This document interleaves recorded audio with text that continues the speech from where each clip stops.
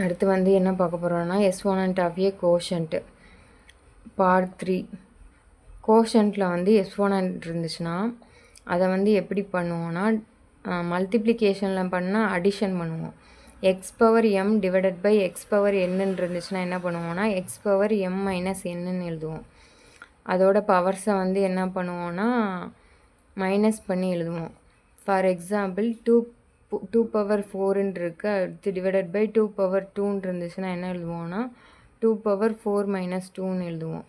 அப்போ equal to அதோட value வந்து என்ன கிடைக்குதுன்னா 4ன்னு கிடைக்குது. நெகட்டிவ் எக்ஸ்போனன்ட்னா என்ன பண்ணால் ஒரு எக்ஸ் பவர் மைனஸ் என் இருந்துச்சுன்னா அதை வந்து என்னென்னா ஃப்ராக்ஷன் ஃபார்மில் வந்து கன்வெர்ட் பண்ணி எழுதுவோம்.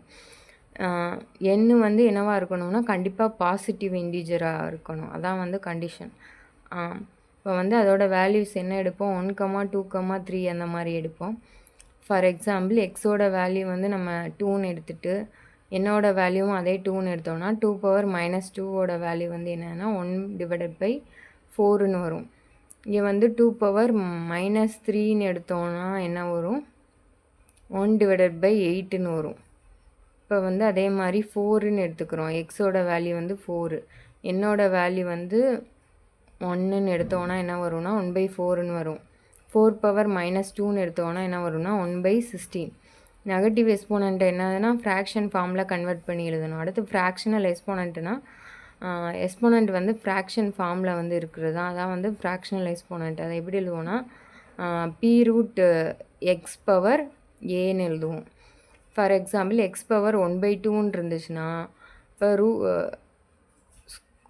என்ன போடுவோன்னா 2 பவர் ஸ்கொயர் ரூட் ஆஃப் எக்ஸ்ன்னு எழுதுவோம். அடுத்து எக்ஸ் பவர் 1/3ன்னு இருந்துச்சுன்னா என்ன எழுதுவோன்னா 3 ஸ்கொயர் ரூட் ஆஃப் எக்ஸ்ன்னு எழுதுவோம். இந்த ஸ்கொயர் ரூட்டு க்யூப் ரூட்டு கண்டுபிடிக்கிறதுக்கு அந்த இடத்துல என்ன மென்ஷன் பண்ணுவோன்னா ஃப்ராக்ஷனல் எக்ஸ்போனண்ட். ஃபார் எக்ஸாம்பிள் 25க்கு வந்து ஸ்கொயர் ரூட் எடுத்தோன்னா என்ன வரும்னா 5 வரும்.